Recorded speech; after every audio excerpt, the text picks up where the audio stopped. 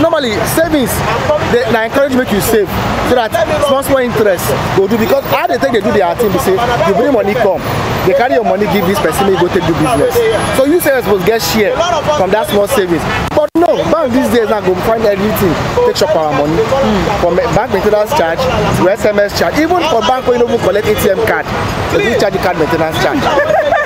Mind you, after I don't do like 63 withdrawal, every withdrawal they charge you money per withdrawal. So Nigerian banks are saying if you look at so a savings account ordinarily is supposed to be an account where generally save money, okay? So the charges on a savings account are reduced or less than that of the current account or other types of account. But at the same time, there are deductions that taxes, service charges that come with a savings account. So that you have a savings account simply that does not mean that there will be no charges on the account. That cannot be correct. Most banks will say, for instance, that you will get X% interest if you don't perform more than 3 transactions on that account within a month. Do you understand? You have an account with, for instance, say Access Bank. You have 50,000 naira in your Access Bank account. Access Bank is saying that we will pay you, say, 0.5% interest on your 50,000 if you don't do a transaction exceeding more than 3 transactions on that account in a month. So if you leave your money in Access Bank for 1 month, they'll pay you 0.5% interest. But when you do 3 transactions in that month, then you will not be entitled to that interest that they're supposed to pay you for that month. CBN has an agreed charge over accounts. Now, depending on the type of account you run, there are charges that should come with those accounts. Okay? Sometimes you may see somebody who does not even have, who has never applied for an ATM before. They'll say, oh, ATM maintenance fee. But you don't even have an ATM, or you've never even requested for an ATM over that account, but they are charging you fee to maintain a card which you've not applied for. Okay, sometimes they'll tell you, oh, it's an implied charge in your terms of reference with the bank, but it's not so. If a person has not subscribed to a particular thing, it's wrong to now start charging a person for a service which he did not subscribe for, and which is not a service that comes by default. So at what stage do you know, whenever you see a debit which does not form, so I think we have to now be careful ourselves. We have to be able to explain what this debit is for. If you're unable to understand what that debit is for, then you must call your bank to say, I was deducted 200 naira. What is that 200 naira for? They made us understand that it is when you withdraw money up to 3 times. Initially, when they brought ATM, they now made 100 naira at once, 100,000 naira at once to withdraw. But the banks have sat down and looked at it and seen that the only way to make money from customers is to make sure that they reduce the money so that you can't get 100,000 at a time. You should withdraw it in bits so that they can be collecting money from. Bankers are thieves, so license. Okay, you cannot. No. If I were to be a lawyer, honestly, I would take CBN to court and take banks to court. To a large extent, the banks comply, but there are infractions here and there. And sometimes, I don't know if those infractions are willful or deliberate, because you can only imagine how much a bank will make if they take 10 naira from everybody's account. Okay? A bank that has more than 500,000 customer base, they move 5 naira from 500,000. You can imagine what it is. And all these monies remain lodged with the bank, and then they keep using the money to trade. Okay? So, it's a problem. It's a problem, but a lot of the times, the banks will claim that if this problem is not flagged, okay, they won't be in a position to say, oh, something was wrong there. So it's the duties on us to draw their attention to say, oh, you're charging me in excess. You shouldn't charge me in excess. The the other way. Banks don't give interest. It is you that will be paying the bank. So what is the work of the bank? Okay, some people have reduced the work of the bank to just mere collection of money from people. And let me give you an example. They don't give you loans. Let me give you an example. My late mom has an estate of 10,000 with one of the banks. I won't call the bank. Now she's dead. She's late. 10,000 was remaining. Now, do you believe me that right now, that 10,000, nobody's touching it because nobody has access to it. It has been deducted. It has been deducted that is remaining 700 naira. It will happen. That's 9,300. You know, in the space of 2000, between 2009, you see, banks, they have a way of collecting if you want to see how much has been deducted from your account, go to your bank, tell them to give you a statement of account. Now, let me tell you something that may baffle you. You see, CBN is not helping Nigerians. I have a friend. He was a bank manager and a chartered banker. He told me the money he recovered from a bank. I won't mention, if I mention the name of the company. Coast Charis is not even hidden. Coast Charis is, Maduka is a known person.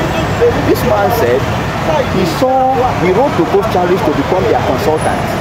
That when he went through that, he discovered that banks are having excess charges. So he now wrote to them. Maduka granted him the distance to find out, recover those excess charges. So when he now wrote, he now asked them to give him their balance sheet. When they gave him the balance sheet, he saw the excess charges, especially those who are doing importation. So when he saw those excess charges, he wrote a letter to the bank. He showed me. I'm not saying he don't. He showed me the letter he wrote. The bank jettisoned the first letter he wrote, and they say he didn't know what he was saying. So in the second letter, he now wrote and told them that in the third letter he will copy CBN. That was when they now called him to come to secretary. They're supposed to do an audit on that account. So it is an auditor who can print your account statement and look at it and say, oh, this charge is wrongful, this charge is wrongful, this is correct, this is wrongful, and then you set off with the bank. The auditor will say the wrongful debit on those transactions amount to this amount. The interest you're supposed to get on this account amounts to this. We've done that a lot. We've been in court several times over such transactions. So because maybe we are talking about a 50,000 naira account, so it looks small.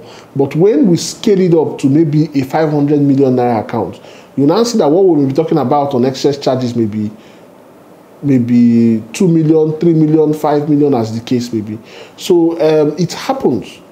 It happens, but it's only when you subject that account to an audit or an experienced person who can look at those charges and say, this is what was deducted, that is what was deducted, or you subscribe to something on that account. That is why money left your account.